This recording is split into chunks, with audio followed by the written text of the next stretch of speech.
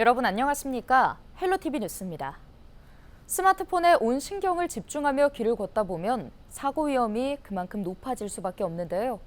특히 길을 건너면서도 스마트폰에서 눈을 떼지 못하는 경우도 많은데 이걸 원천적으로 막아주는 시스템이 개발됐습니다. 부천의 한 학교 앞 횡단보도에 도입된 시스템을 이정아 기자가 취재했습니다. 부천의 한 초등학교 앞 도로. 등교하는 학생들의 손에 스마트폰이 들려있는 모습을 쉽게 볼 수 있습니다. 아이의 스마트폰 화면에서 눈을 떼지 못하고 걷는 아이들도 있습니다. 전화나 문자나 다른 갑자기 해야 할 게 생겼을 때 보다가 이제 유튜브가 눈에 들어올 때도 있고 그러다 보니까 핸드폰을 좀 하는 것 같아요. 스마트폰에 시선을 집중하며 걷는 사람들.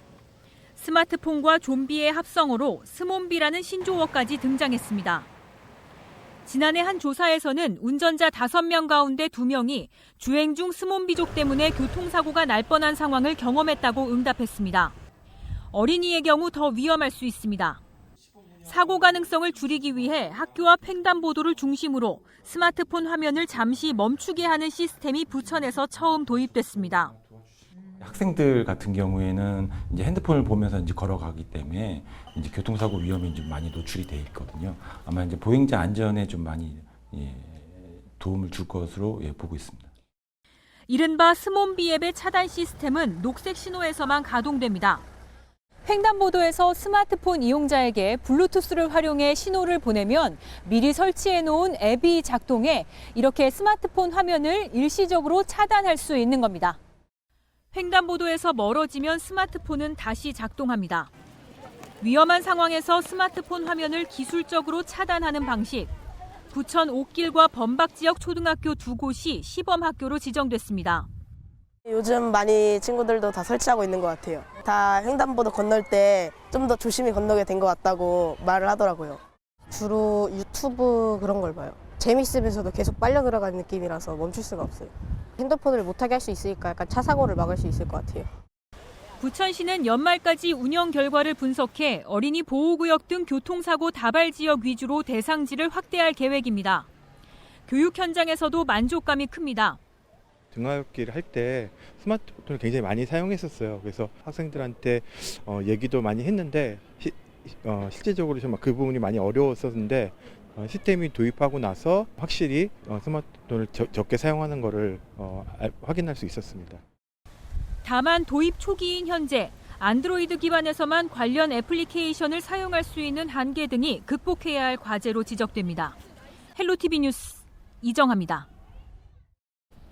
김포시가 지난 22일 하성면 시아미리 마을회관에서 북측 대남 확성기 소음에 따른 피해 주민들과 간담회를 진행했습니다. 시아미리 일대는 민간인 통제구역으로 이들 주민들은 지난 7월부터 현재까지 대남방송 소음으로 인한 피해를 받고 있는데요.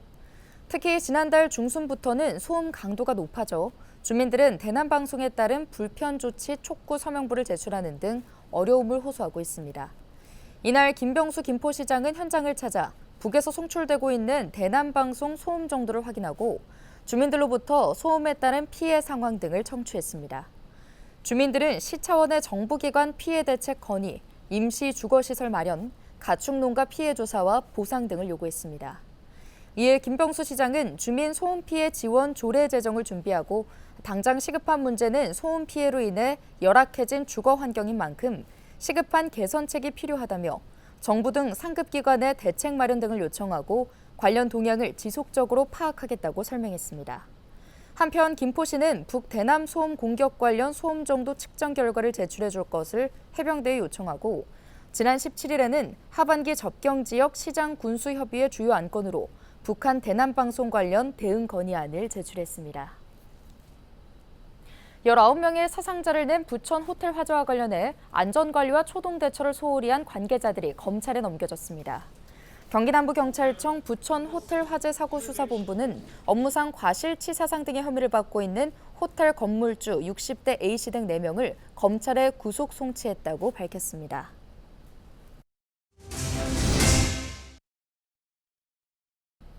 서울시가 지역 간 단절과 개발 부진의 원인으로 꼽혔던 지상철도를 지하화하고 상부는 공원으로 개발합니다. 서울시는 철도 지하화 통합 개발 추진 계획을 발표하고 도심을 잇는 68km 지상철도 구간을 지하화하고 상부에는 공원을 조성해 제2의 연트럴파크를 만들겠다고 밝혔는데요.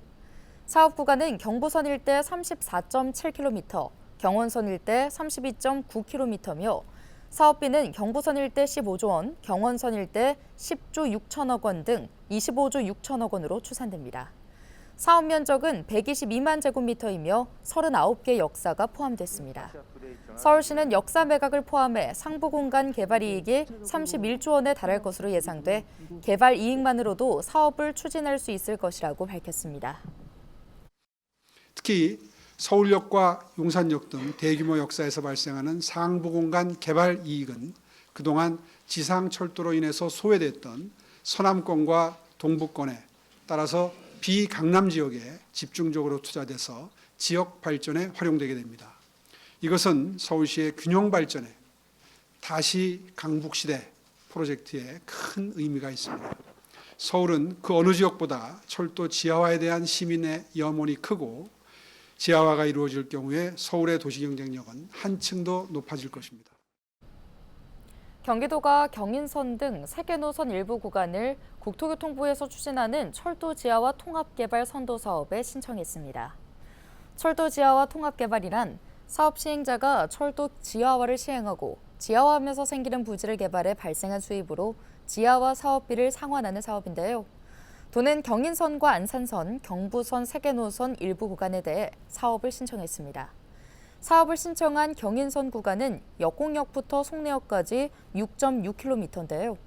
국토교통부는 각 광역자치단체의 제안을 받아 오는 12월 말 사업 대상지를 발표할 계획입니다.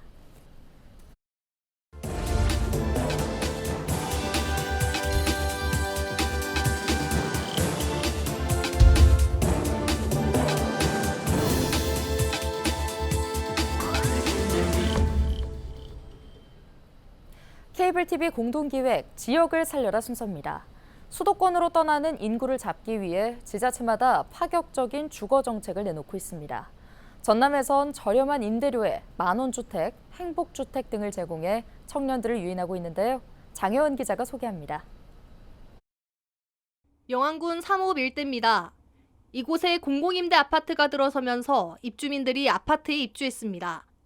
입주민들은 저렴한 가격으로 새 집에 입주해 경제적 부담을 덜었다고 말합니다. 며칠 살아보니 너무나 좋은 것 같습니다. 그리고 저와 같은 청년들이 앞으로 여기에 자리 잡을 수 있게 이러한 정책들이 많이 생겨났으면 좋겠습니다. 영암에서는 최근 청년들을 붙잡기 위해 공공임대주택을 시행하고 있는 상황.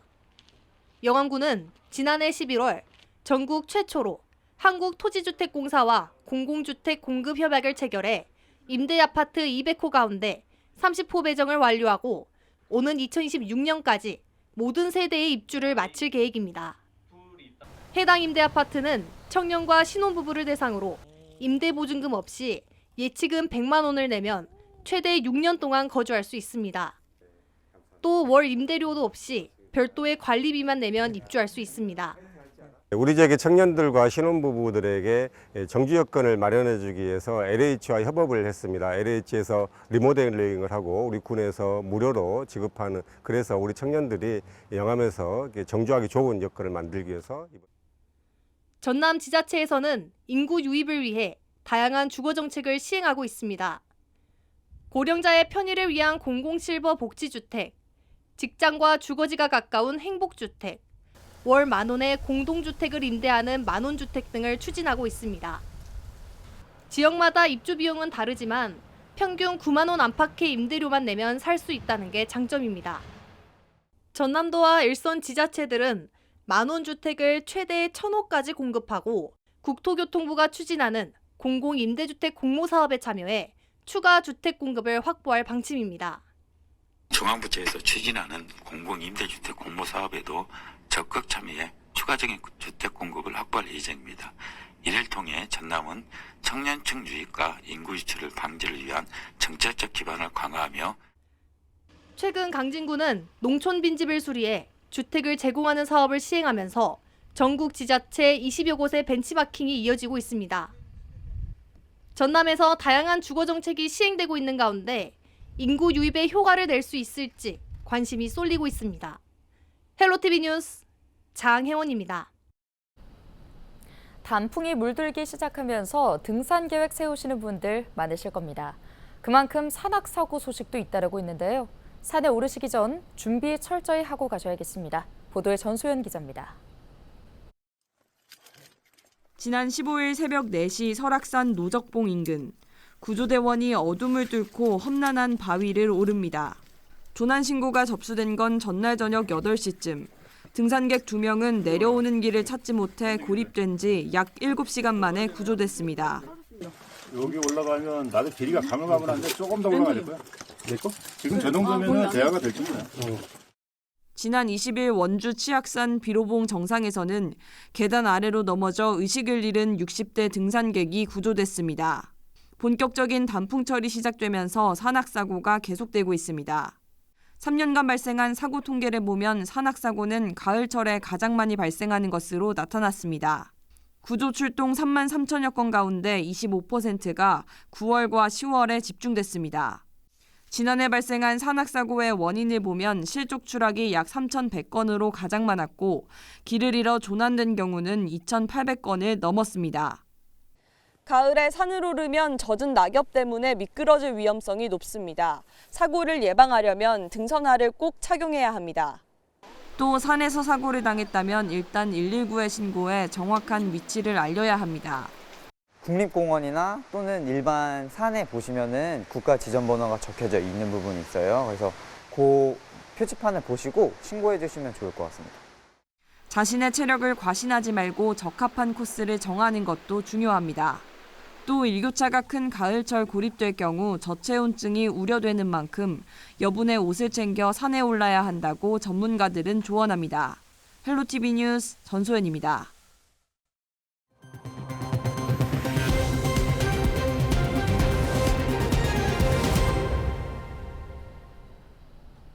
인천의 한 고등학교에서 휴대전화 카메라로 교사의 신체를 몰래 촬영한 학생이 경찰에 붙잡혔습니다.